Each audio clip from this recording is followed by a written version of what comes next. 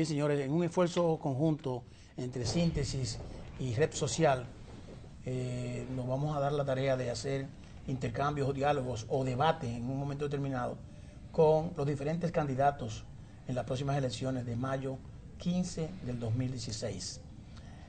Hoy estamos aquí, dos representantes de Red Social y dos representantes de Síntesis, con un invitado especial, Juan Carlos Espinal y el doctor Domingo Rojas Pereira por Red Social, Michelle Jacín y quien les habla, Andrés Terrero, por Síntesis.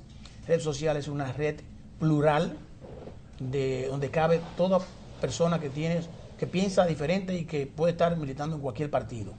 Se les respetan sus derechos, se respetan sus opiniones, y yo creo que es parte de la democracia estar en un ambiente así, donde con el respeto para todos podemos compartir las ideas. Y esta es la idea que tenemos hoy, y hoy tenemos como invitado al doctor Vinicio Castillo Semán, quien es el aspirante a senador por el Distrito Nacional, con el cual vamos a hablar sobre temas interesantes, sobre sus propuestas, sobre estrategia de desarrollo del país y sobre lo que es la Fuerza Nacional Progresista y el Polo Soberano. Buenos días, doctor. Muy buenos días, Andrés. Buenos días a todos, distinguidos amigos. Para mí, la verdad, es un gran honor estar aquí con todos ustedes frente al país. Le doy las gracias tanto a Síntesis como a Red Social que me hayan tenido en cuenta para este programa, y estoy presto a responder sus inquietudes. Usted es parte de Red Social también, es uno de los que milita en la así red. Así es. Muchos, y yo lo políticos. Felicito porque es un espacio de discusión plural, democrática, abierta, y el país necesita ese tipo de esfuerzo, donde hay como tú decías, una pluralidad de opiniones distintas, pero siempre todo imbuido de la mejor buena fe para buscar lo mejor para el país. Hay que reconocer a Juan Carlos Espinal, que fue el ideólogo de esta gran amigo, iniciativa. Mucho tiempo. Que con esto realmente fortalecemos la democracia y además motivamos a que los candidatos se enfrenten al debate. Ese debate es el debate, que la gente habla sobre eso. Que hay mucho temor a eso. Mucho temor. Y es una parte del subdesarrollo democrático de nuestro país. Claro. Pero ya vemos que vamos avanzando, aunque no en República Dominicana, pero por ejemplo, la Red Social, junto con la Universidad Católica de Santo Domingo, ha iniciado unos diálogos presidenciales, donde estuvo primero su hermano Pelegrín Castillo, segundo fue Elías Huesín Chávez, y así sucesivamente vendrán. Le doy la palabra a Juan Carlos para que inicie el conversatorio con nuestro invitado especial del día de hoy. Muy buenos días, gracias por la oportunidad que durante mucho tiempo estuvimos buscando, el espacio y la ventana para poder desarrollar políticas de democracia, ampliar las propuestas de las diferentes sociedades que confluyen en una sociedad como la República Dominicana, como tan planteaba el tema del subdesarrollo. Nosotros planteamos no solo los debates, un sector quiere debates, nosotros queremos diálogos. Sí. Queremos agradecer a Síntesis, a Michelle Jacín, por esta oportunidad aquí a Andrés Terrero. Bienvenido, Vinicio Castillo Semana, a Síntesis. Red Social en Síntesis. Sí, Red Social en Síntesis. Tenía mucho tiempo fuera de la televisión. Has venido con el tema de la ruptura de la Fuerza Nacional Progresista respecto al oficialismo. Durante mucho tiempo estuviste vinculado a la alianza de 1990, cuando tu padre fue candidato a senador del Distrito Nacional, en aquella alianza con Juan Bosch.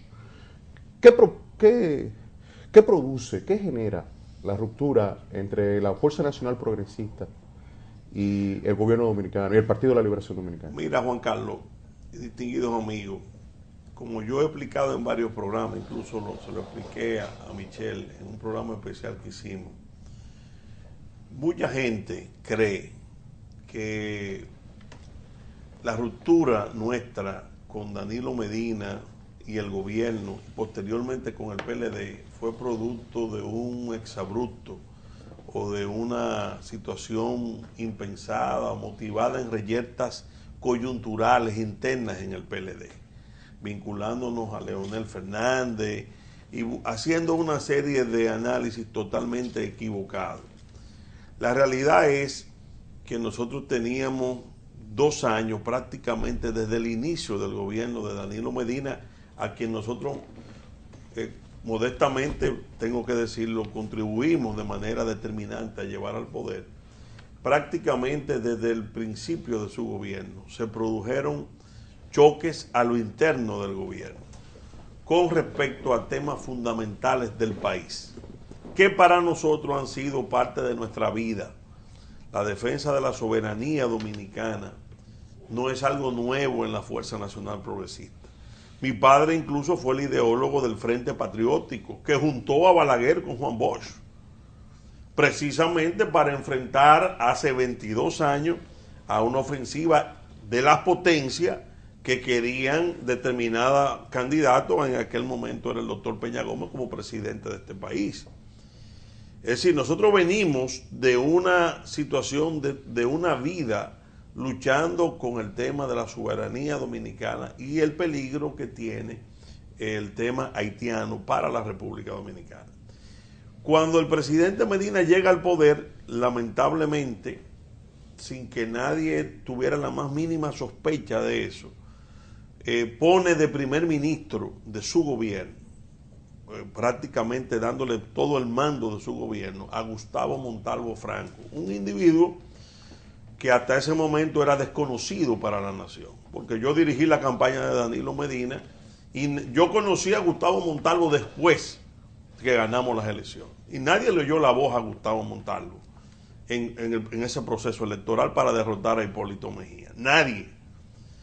¿Qué pasa? Danilo Medina lo nombra, pero Gustavo Montalvo viene de 20 años de trabajar como consultor privado de USAID, de la embajada norteamericana, con vínculos directamente con el poder extranjero y la llamada sociedad civil, a la cual Danilo se acercó a raíz del pleito con Leonel en el 2008. Ahí surgió esa relación. Cuando viene un tema, y ahí es que surgen los problemas fundamentales de nosotros con Danilo Medina, cuando surge la sentencia 168-13 del Tribunal Constitucional, que establece una línea clara, una frontera inexpugnable de la nacionalidad dominicana, se produjo ahí, a partir de ahí, una situación de conflicto a lo interno del gobierno. La posición nuestra, ¿cuál fue? La lógica, la de todo el país, de aconsejarle a Danilo Medina cerrar filas con el Tribunal Constitucional, porque era una decisión inapelable, vinculante a todos los poderes del Estado, y hacia el exterior nosotros no podíamos dar síntomas de división interna, porque si dábamos la muestra a lo externo de que estábamos divididos, el gobierno del Tribunal Constitucional con respecto a esa sentencia, lo que iban a hacer era debilitar nuestra posición nacional. ¿Qué pasó?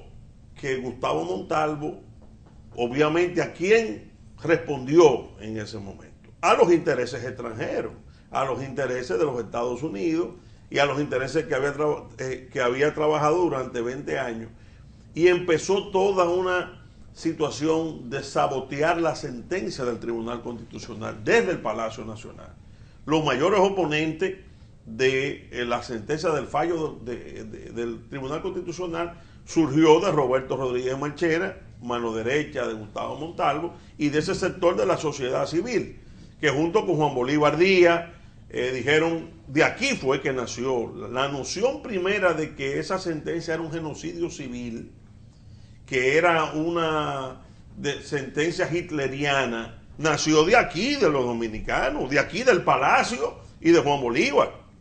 Eso después se fue al exterior con Vargas Llosa. Entonces ahí empezó la fricción directa. ¿Y nosotros qué hicimos nosotros? Y te lo digo yo porque yo tuve varias reuniones con Danilo Medina.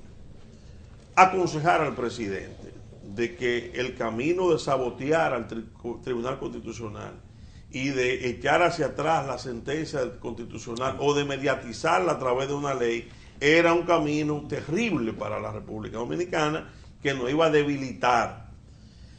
Danilo, como buen equilibrista político, se mantuvo, asumió una actitud en La Habana que nosotros apoyamos totalmente y que el país apoyó. Bueno, el presidente fijó una posición clara del gobierno. Este país hay que respetarlo y esto se va a cumplir, aquí no hay apátrida, y una decisión firme. ¿Qué hace Gustavo Montalvo a los 15 días de eso ocurrir? va y lleva al ministro, al gobierno haitiano entero aquí a Juan Dolio y dice todo lo contrario. Habla del apartheid, habló de Mandela. Ese Gustavo Montalvo, agente de USAID, habló de Mandela aquí y que ya esto era una nueva era y que la independencia nuestra fue en realidad una pugna de las élites oligárquicas del país, llena de prejuicios con el tema haitiano, y que ya habría una nueva era de un gran diálogo histórico con Haití, lejos de los prejuicios de las derechas. ¿Qué le decíamos nosotros a Danilo Medina? Yo personalmente se lo dije varias veces, presidente, no creen en ese diálogo. Haití es un estado fallido, no es verdad que van a cumplir absolutamente nada. Al final, para redondearla, viene la definición de qué camino tomar. Y se ligó con el tema político. Danilo se mete en reelección y considera que debe de irse por el camino de Gustavo Montalvo, del entreguismo con Estados Unidos, para que Estados Unidos no le bloquee su reelección en el Congreso. Por eso ustedes vieron que Danilo compró ese Congreso, compró esa reforma en una compra masiva, corrupta, subvirtió el orden constitucional y Estados Unidos no dijo nada. ¿Por qué? Porque Estados Unidos le pidió a cambio mantener la frontera abierta, no deportar a nadie después de lo que le hicieron en la OEA, el pulso de la ofensiva que hizo Haití, y de suspiro le sacó el 20 de enero un acuerdito militar que le permitía a Estados Unidos una base militar aquí, con 800 hombres armados, con barcos, con aviones, con espectros radioeléctricos, con inmunidad diplomática, que gracias a Dios el Tribunal Constitucional lo anuló. Es decir, Danilo negoció con los Estados Unidos el tema de su reforma constitucional a base de entregar la soberanía. Y ahí nosotros, junto con la forma con que él se impuso en el Congreso, decidimos el rompimiento. Doctor, simplemente antes de darle la palabra a Domingo Rojas Pereira, quiero aclarar lo siguiente para motivar a la audiencia a que entienda un poco. Gustavo Montalvo no era un desconocido en el PLD. En la campaña electoral del 12, tú le preguntas al país si oyó la voz de Gustavo Montalvo. Muy bien, pero quiero llevar hacia atrás. Fue dirigente del PLD. Es correcto, mi dirigente hace años del PLD y además dirigente político en la UAS de la facción del PLD. Y después de eso, Andrés, fue que se fue a trabajar con USAID. Pues está bien. Porque es verdad que Gustavo Montalvo fue dirigente importante del PLD. Exacto. Y después se fue al sector privado a trabajar con la embajada norteamericana. Lo nombra Leonel en su gobierno y se pelea con Leonel porque él estaba en la CREP. Y la Comisión de Reforma. Él estaba en la privatización junto con Tony Isa. Y la Comisión de Ética también tuvo. Exactamente, pero donde el ideólogo de la privatización de las empresas del Estado como una política americana del 96, que fue de los grandes errores de Leonel Fernández y del PLD, la encabezó Gustavo Montalvo en el 96, en low profile, vamos a decir. Bueno, lo que quería era acotar para que la gente sepa que es un dirigente importante del PLD, del establishment, vamos a decir así. Que después se metió a USAID. Bueno, pero está bien. Pero eso es trabajo profesional. Los americanos saben mucho. Trabajo profesional. Ubican bien el doctor Domingo Rojas Pereira, de una familia importante, con luz propia, tiene la palabra. Gracias por lo luz propia. Buenos días a todos y agradecerte a ti y a Michelle, obviamente, que este proyecto finalmente se haya concretizado de Red Social en Síntesis, que es una iniciativa de todos nosotros, pero principalmente encabezada por Juan Carlos. Buenos días. Buenos días. Todo el mundo sabe en el país que el eje central del discurso de la Fuerza Nacional Progresista y del Polo Soberano es el nacionalismo, es la defensa de la soberanía nacional. Ahora bien, ¿qué pueden esperar los electores del Distrito Nacional de Vinicio Castillo Semán en caso, y de la Fuerza Nacional Progresista, porque tiene un candidato que está contendiendo en el proceso electoral, de caso de ganar las elecciones como senador del distrito, aparte de que va a ser obviamente una voz que va a servir de contrapeso en el Congreso Nacional, ¿qué otros ejes, aparte del tema de la soberanía, se podrían esperar de la Fuerza Nacional? Los ejes fundamentales que hemos planteado, aparte de la soberanía, son la defensa de los valores cristianos. Hay una ofensiva de los Estados Unidos también, porque no es solamente el tema de Haití. de barrer con los valores cristianos de vida y familia de la República Dominicana. Eso es lo que se llama la agenda del embajador. Por eso ustedes ven que las iglesias evangélicas y católicas que nunca se habían metido en procesos políticos electorales han planteado que ante una embestida exterior de barrer con los valores cristianos es indispensable exigirle a los candidatos definiciones sobre temas fundamentales. Por ejemplo, es ya no un plan, sino una ejecución del gobierno de los Estados Unidos y de la embajada, hacerle un lavado de cerebro a nuestra juventud desde los colegios. ¿Quién es el único legislador que está en el Congreso? No como promesa, no, ahora mismo, enfrentando el libro de Profamilia, que está subvencionado y pagado por la Embajada de los Estados Unidos, que plantea a los adolescentes que no son varones ni hembras, que el género lo escogen ellos, después que prueben. Oiga eso, eso estamos hablando de un manual de Profamilia, que le trata de quitar a los padres, que constitucionalmente son los únicos que tienen derecho a hablarle a sus hijos en cómo educarlos en esa materia sexual. Son los padres. Quitarle eso a los padres, quitarle eso a las iglesias. ¿Para qué? Para formar una clase de juventud degenerada. Degenerada. Ahí se habla de películas pornográficas, de hacer cineforum, ahí se habla de hacer concursos en las aulas de cómo ponerse un preservativo, así directamente, en las prácticas. Esa es una política de los Estados Unidos. Pero ¿cuál sería el fin ulterior, según usted, de esa... Fomentar el homosexualismo, fomentar el matrimonio gay, decirle a un muchacho, mira, tú en vez de enamorarte de una muchachita, te puedes enamorar de tu compañerito. Y puedes en el futuro pensar en casarte con tu compañerito. Es decir, es una sociedad que quieren barrer en las esencias. Pero doctor... Pero ya no como un plan, ¿cómo te digo? Que está... No, en algo en ejecución actual. Quieren legalizar el matrimonio gay. Y el embajador que han enviado con su esposo, su compañero, cosa que nosotros respetamos, la vida personal de cada quien.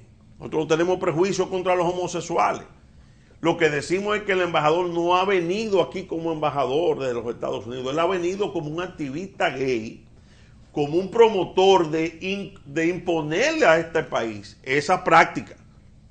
Y la única opción política que no ha tenido temor de enfrentar eso, que es la disolución de este país, se llama la Fuerza Nacional Progresista y el Pueblo Soberano. Después ustedes no han oído, para darte, excúsame Michelle, le voy a poner el ejemplo más radiográfico.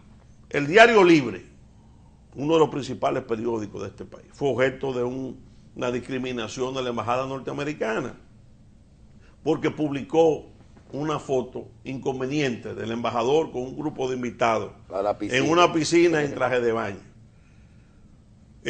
La CIP se pronunció, la Asociación de Diarios, la de Periodistas, todo el mundo. Ustedes oyeron un político que no fuera quien habla y los miembros de la Fuerza Nacional Progresista solidarizándose con el Diario Libre. No, ¿por qué? Porque le tienen miedo al embajador. Porque el embajador va a la Cámara Americana del Comercio y dice, el que no esté de acuerdo conmigo, que vaya a entregar la visa. Entonces, ¿qué pasa? Ellos quieren imponer esa agenda. Y en el próximo Congreso, el tema de los valores cristianos, el aborto, va a volverse a discutir porque el Tribunal Constitucional no entró en el fondo de la discusión. Claro. Estos van a ser temas centrales. La seguridad ciudadana, para terminar, la seguridad ciudadana, tengo 10 años, yo fui consultor jurídico en el Senado de José Tomás Pérez, que fui su jefe de campaña en el 2002. ¿Y cuál fue uno de los proyectos fundamentales de las iniciativas? El Código Procesal Penal. Porque siempre he dicho, tengo 10 años diciéndolo, que este país no va a tener seguridad pública con un código de delincuentes para favorecer delincuentes. Pero esos son ejes, la seguridad ciudadana el tema de los valores cristianos y el tema de soberanía son los 3 ejes fundamentales de nuestra campaña. Yo muy breve, ustedes no tienen temor en cuanto a votantes, porque nosotros, usted sabe muy bien que nos sumamos a todas sus políticas, y creo que dentro de los medios ha sido así tradicionalmente, así ¿verdad? Pero ahora van a elecciones. Nosotros por lo menos no recibimos votantes, nosotros nadie tiene, la gente lo quiere, lo pone o no lo pone.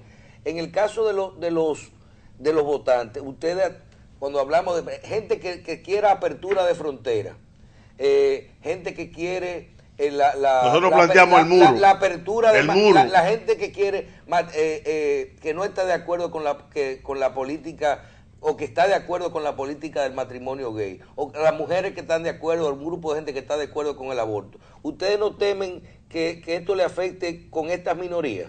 Pero que la democracia es eso.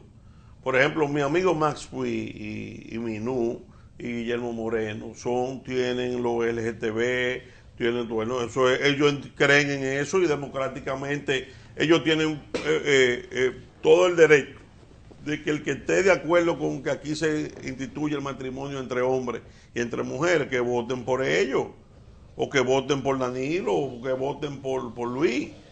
Sí, eso no es una...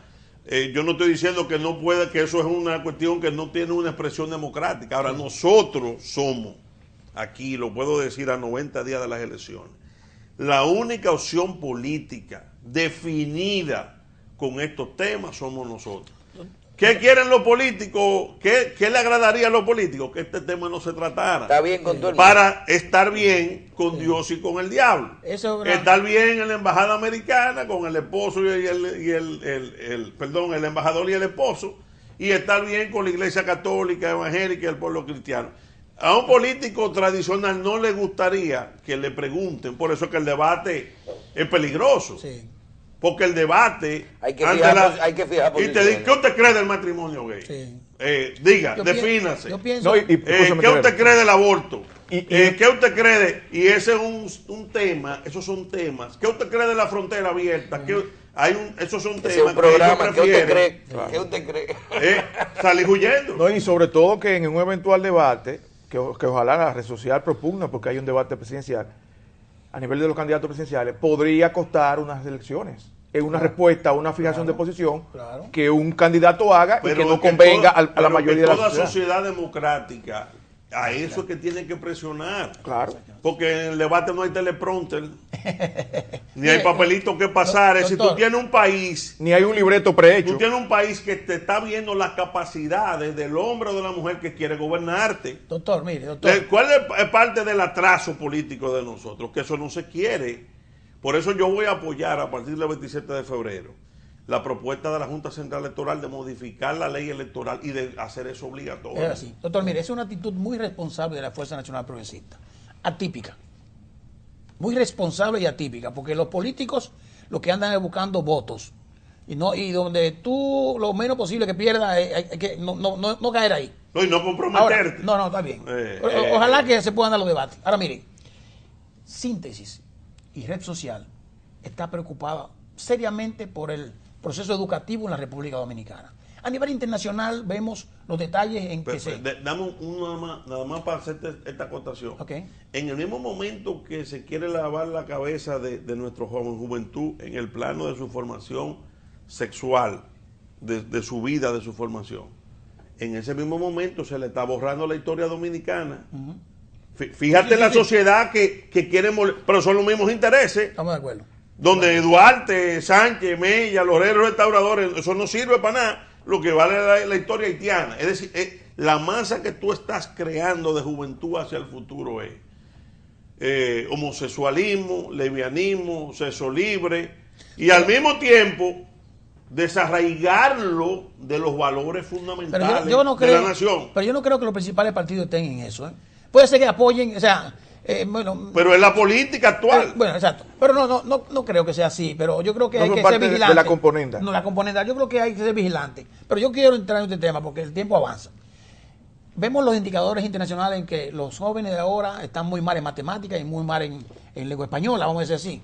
vemos aquí en las redes sociales, y red social es una red social, como la gente escribe una palabra con H y la pone sin H, porque entiende que la H es muda, y eso no importa.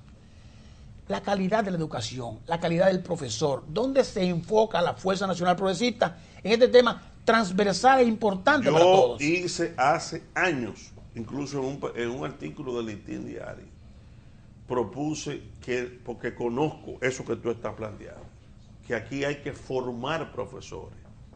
Tenemos que importar profesores que puedan educar y entrenar profesores dominicanos. Pero no quiere la ADP. Ah, pero hay que hacerlo, porque eso no es un problema que quiere la ADP, es que nosotros hay una involución en la formación de los profesores. Cuando tú oyes los profesores que tuvo mi padre hace 70 años en una escuela pública de San Francisco de Macorís, y esas generaciones, estamos hablando de hace 70 años, y compara con lo que tienen los muchachos hoy, tú te dices, ¿qué es esto? Es del cielo a la tierra. Y yo sé que no podemos tampoco, porque aquí hay una sociedad mucho más pequeña, pero tenemos que aspirar a elevar la calidad, no solo de los sueldos de los profesores, sino el material humano y la capacitación de los profesores. Porque el problema, lamentablemente, es que si el profesor no sabe nada, ¿qué le va a enseñar a los muchachos que están en una escuela? Es un tema grave. Sí, estamos hablando de un tema grave. Y un tema donde debe imponerse la voluntad y la autoridad del Estado. Política. Claro. Que no la ha habido. Claro. Incluso Cuba, yo te voy a decir algo. Yo lo planteé en mi artículo.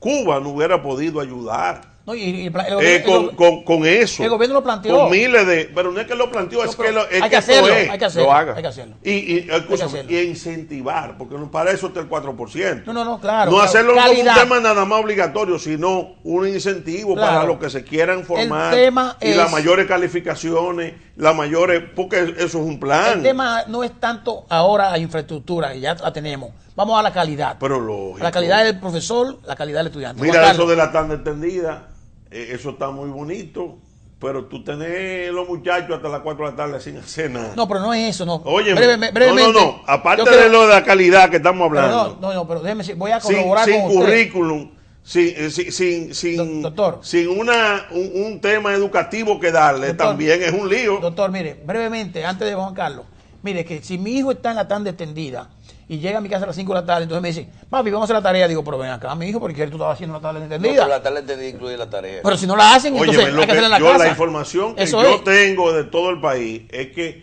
la tanda extendida es tenerlo hasta ahora mismo. Esto hasta ahora, sí. Pues no te digo que eso no mejore. Tener los muchachos ahí. Debe cambiar. Como un tema Eso es un que proceso. es verdad que le quita a los padres Claro, el tema, porque le da la comida y lo mantiene ahí. Pero eso es un arma de doble filo si tú no lo pones a hacer la tarea, si tú no le pones cosas concretas. Sí. Bien. Juan Carlos. Haití, salto de la educación local para irme a la globalidad en términos del proceso geoestratégico y geopolítico que está vinculado a Haití y la República Dominicana. Haití no solamente es un problema sanitario, Haití es un problema ecológico de todo orden. No obstante, luego del golpe de Estado de Bill Clinton a Jean-Bertrand Aristide, los Estados Unidos cumplieron el borrador internacional geopolítico que se repitió de 1914 a 1934. De repente, de nuevo, la MINUSTAT está ocupando Haití y la República Dominicana enfrenta grandes desafíos y graves circunstancias sociopolíticas generadas por ese caos político que se encuentra en Haití. Eso puede afectar las elecciones locales en función de que ante un vacío político se vislumbra una posible potencialidad de guerra civil. No se permite a la Balaz participar dentro del proceso democrático y Estados Unidos está incidiendo en el nombramiento y el surgimiento del nuevo primer ministro. ¿Cómo pudiese eso incidir si se crea un caos allí en función de las elecciones locales? Pero eso es parte de las cosas que nosotros nos lleva a enfrentar duramente al presidente Medina. ¿Cómo es posible que Haití se queda sin gobierno, con una crisis política previolenta, ostensible, y Danilo le mantiene una orden a las Fuerzas Armadas de no activar planes que están diseñados desde hace más de 20 años para evitar un éxodo masivo producto de un problema político violento en Haití. Es decir, aquí hay un tema que mientras eso ocurre, la frontera sigue abierta. Es como si lo estuviéramos llamando. ¿Por qué Danilo lo hace? Porque está en política, en la reelección. Y porque entiende que como Estados Unidos tiene un interés geopolítico de incentivar la migración para la República Dominicana, él no quiere tomar la medida, pero está sacrificando el país. Y está anulando el esfuerzo de los 2.000 millones de pesos que gastamos en el plan de regularización. Porque ¿de qué sirve el plan de regularización que hicimos si tú tienes la frontera abierta y sigue todo como si nada, todo el mundo pasando como le da la gana? Hay lamentablemente una entrega de la soberanía.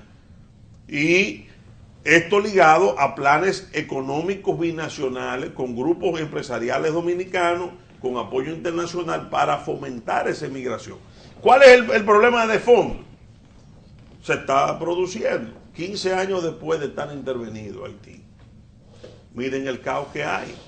No han podido ni siquiera mínimamente organizar nada. Ese es un dolor de cabeza de la comunidad internacional. Para nosotros. Entonces, ¿qué hace? Bueno, ¿cuál es la mejor solución? La solución más cómoda para la comunidad internacional. Lo que decía el Novelis en su editorial, fomentar grandes emigraciones de haitianos hacia la República Dominicana. Claro. Y yo a los haitianos, déjame decirte, no los culpo, porque a quien nos toca proteger nuestro país somos a nosotros los dominicanos. Si nosotros no lo hacemos, nadie tiene que preocuparse por cuidar nuestra frontera. ¿Por qué está planteando la Fuerza Nacional Progresista el muro? Y es el único partido que está planteando un tema concreto, una política para frenar ese desorden. Somos nosotros. Pero sobre todo, no solo por la infraestructura física, sino para enviar una señal al mundo de que queremos la mejor relación con Haití, pero cada quien en su país, sí, respetando la soberanía de cada quien. Yo quería saltar, y brevemente, saltar de allí con el, disculpa al panel, con el tema de que a partir de ahora, saltando de Haití a la localidad, el tema de las encuestas, la guerra de encuestas, la manipulación respecto de la no regulación de las encuestas, pero esas encuestas, esos estudios de opinión de esas corporaciones establecen una distancia respecto del oficialismo y la oposición. Vimos como el PQDC se escindió del bloque progresista y hemos visto como el bloque progresista respecto del apoyo al oficialismo, la Fuerza Nacional Progresista se escinde también. ¿Cómo usted ve el panorama respecto del análisis de las encuestas? Para continuar. El Palacio Nacional está muy desesperado en este momento. Y se produjo algo que era previsible. Bueno, en el programa que yo hice con Michel se lo decía hace un mes y medio, un mes y pico. El gran problema es que Danilo y el grupo José Ramón Peralta, el grupo Gonzalo Castillo, el grupo más cercano, se llegaron a creer el tema del cuento del 70 y el 80%. Y los racionalizaron. Y eso explica muchos de los errores políticos graves que han cometido, incluso internamente. ¿Qué ha pasado? El gobierno basó su estrategia en la invencibilidad de Danilo. Sí, pero en ese sentido.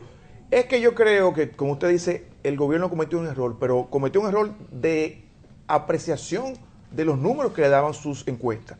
Danilo Medina, ni ningún candidato presidencial en este país, en la época post-Trujillo, ha tenido un 70% de intención de voto. Claro. Lo que Danilo Medina tenía era un 70% de aprobación a su gestión. Exactamente. A su gestión. Exactamente. Y la tenía porque engañó a la oposición. Porque la oposición creía que él no iba a ser candidato.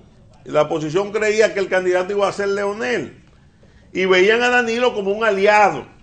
Por eso se pasaron 2 años alabando al gobierno de Danilo. Por eso. Pero eso es un espejismo. Eso no es intención de voto. ¿Cuál es el problema ahora que tiene Danilo? Que al basar su campaña en que, bueno, esto es un clavo pasado. Sí, es malo, esto es un gobierno malo, pero se va a quedar. Sí, la gasolina es un robo, un atraco, pero se va a quedar. La factura eléctrica es un robo, pero se va a quedar.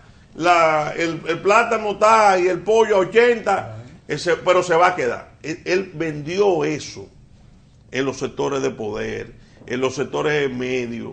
Bueno, este hombre tiene una popularidad que nadie puede competir con él. Y si hacemos entonces, escúchame, ¿cuál ha sido el problema? Que cuando tú haces una campaña en base a eso, tú tienes los pies de barro. Y le pasa lo que le pasó. La encuesta Gallup, que fue la que él usó para construir esa percepción, el día después de su proclamación en el periódico Hoy, le derrumba toda la estrategia. Rafael Acevedo le publica, horas después del Palacio de los Deportes, de la proclamación de Danilo, una encuesta con un 51.8, cuando la última había sido 63%. Una baja de 11 puntos significa una pérdida de 750,000 votos. Eso produce un pánico. ¿Cómo es una baja de 11 puntos? Del electorado son como 600,000 votos. En 6 meses. En 6 meses. Eso produce un pánico, tanto en el Palacio como en todo el equipo de estrategia, porque todo eso se viene abajo, los grupos de poder empiezan a ver entonces la segunda vuelta como una posibilidad real, porque un hombre que ha bajado 11 puntos en 6 meses y va por un 51.8, tiene una alta probabilidad de terminar en 45, 46, 47%. Y ellos no están psicológicamente preparados para ese derrumbe. Eso ha producido, obviamente, una gran desesperación en los grupos que manejan la estrategia del Palacio.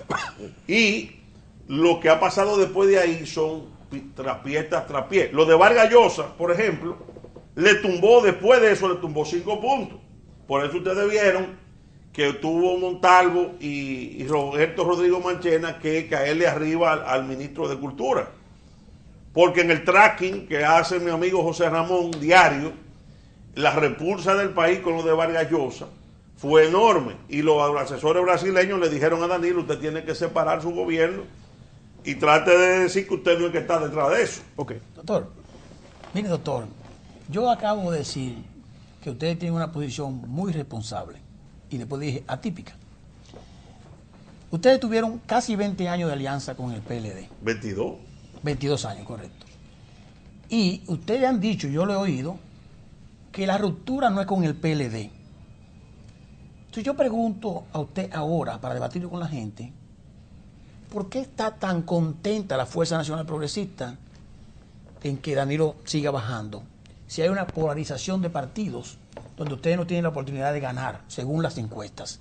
¿Por qué está tan contento? Los únicos que pueden decir si nosotros tenemos posibilidad o no de ganar es el pueblo. Eso es verdad. El tema de las encuestas es muy circunstancial. Nosotros entendemos que si el voto cristiano, solo el voto evangélico de este país es el 30%. Lo dije por el nivel de encuesta. Solo el voto evangélico, que es mucho más militante que nosotros los católicos, es el 30% del electorado. Si el voto cristiano es direccionado a los políticos que están defendiendo los valores cristianos en esta contienda, y el voto de defensa de la soberanía se anima y vota por el Pelegrín Castillo igualmente, nadie puede asegurar lo que va a pasar en 90 días. Y hay una amplia parte de la militancia, de los simpatizantes del PLD en el pueblo que simpatizan con nuestras candidaturas. Sí. Porque nadie puede ocultar que Leonel Fernández es el líder real de ese partido.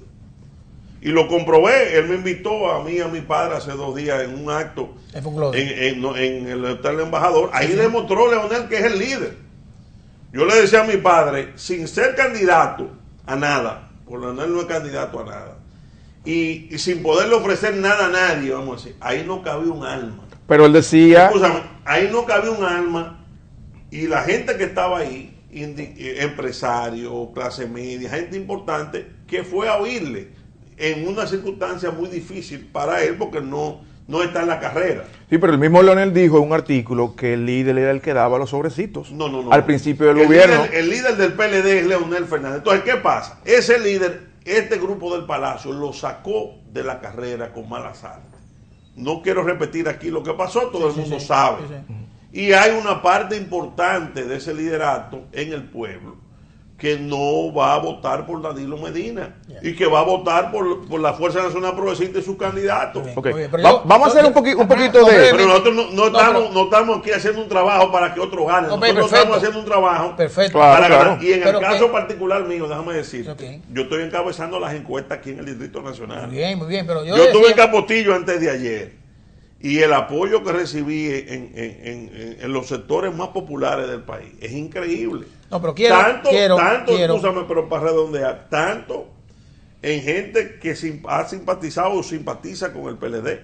Increíblemente, oye esto, con gente que me dice que iba a votar, lo que va a votar por Luis Abinader, que también me dice que van a votar por nuestra candidatura. Es decir, estamos en un proceso de aglutinación de fuerzas interesantes, doctor, de diferentes partidos. En la candidatura de senador. No, tú sabes el respeto que me merecen ustedes como familia y como profesional. Siempre has sido un gran amigo. He sido un buen amigo y lo respeto como profesional también.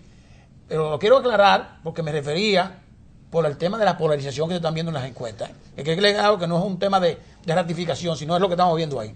Los grupos empresariales que están en el plan binacional, vamos a estar claros, no quieren que Pellegrini, es más, ni preguntan a las encuestas. Fíjate si están tan preocupados. Eso es un tema que también. A Pellegrini lo miden, no es que sale bajito, no pregunte por él. ¿Por qué?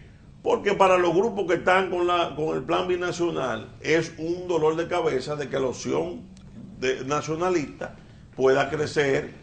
Por eso ellos quieren la polarización. Vamos a hacer un poquito de política ficción al tenor de los planteamientos de la Fuerza Nacional Progresista y de las encuestas. Si las encuestas dicen que los dos principales candidatos que están mejor posicionados son Luis Abinader y Danilo Medina, y gana cualquiera de ellos dos en mayo, según los planteamientos que ustedes hacen, el país está entrampado. ¿Por qué? Porque ambos candidatos tienen la agenda de la embajada americana y de las potencias que, al decirle ustedes, están incidiendo en ese plan que hay de que República Dominicana se haga cargo con una parte de las precariedades del pueblo haitiano. Entonces, se vende a Luis Abinader en algunos sectores como el candidato de la embajada americana, porque el embajador en persona lo visita frecuentemente, fue el primer político, que eso pasó aquí desapercibido. Cuando se acredita el embajador como el primer político que se reúne, aparte obviamente del presidente que entregó las credenciales, fue con Luis Abinader, que lo visitó en su casa. Entonces, al tenor de lo que ustedes plantean, el país quedaría entrampado de ganar cualquiera de los dos candidatos que son punteros, porque ambos tienen la agenda, según ustedes, de la embajada americana. De manera brillante, tú diste la razón por qué estamos nosotros en esta candidatura. Nosotros vimos al país entrampado. Y por eso entendimos que el país necesitaba una opción diferente. Y por eso salieron del bloque progresista. Claro, para que tuviera una opción diferente a que no fuera genuflex ante la embajada norteamericana en cosas que son fundamentales para el país. Porque nosotros tenemos muy buenas relaciones con los Estados Unidos en los demás aspectos, pero en estos aspectos, obviamente, somos los únicos que tenemos una posición clara. Soberanía y valores cristianos de vida y familia. Sí, pero por eso es que... Y por eso no se ve una alianza ahora en ningún... Van a mantener no hay alianza con ninguna de las opciones por lo menos en mayores. En una primera vuelta no hay. Nosotros vamos con nuestra candidatura. Bien. El tema de las polarizaciones hay que hablarlo, porque yo estoy de acuerdo con que cuando hay polarización las encuestas realmente cambian, porque todo el mundo va. Tenemos pendientes las propuestas, hablar de muchísimos temas que hay. Vamos a ver, creo que en un primer programa como este, hablando... El Val de Santiago del monumento de los restauradores. Hay que tomar... Hay que estar vivo. El crucero de nudistas que llega hoy a Samaná, no sabemos si lo van a dejar apear desnudo o le van a poner ropa. Taparrabo. Bien. Pero yo creo que este es un primer esfuerzo entre Red Social y Síntesis, y vamos a tratar de corregir una cantidad todavía, gracias al licenciado Semán, muchas gracias a ustedes, que uno se atreve a hacer. Vamos a tener que ponerle tiempo a las preguntas, marcar un poquito las cosas para que este esfuerzo que se va a realizar algunas veces de aquí a las elecciones nos quede todavía un poquito mejor. Licenciado, muchísimas gracias. Gracias a Red Social. Estaremos con este tipo de encuentros próximamente. Y ojalá y propicien un debate con Reinaldo y Alberto. Bueno, el problema es que lo podemos hacer a 2 horas. En los debates hay que fijar posiciones, usted sabe. Claro, nosotros lo vamos a proponer. Bueno, cuente conmigo. Bien, señores, gracias. Nos vemos esta tarde en la repetición de Síntesis a las 5 de la tarde por Carivisión y mañana a las 5 de la mañana por Telecentro.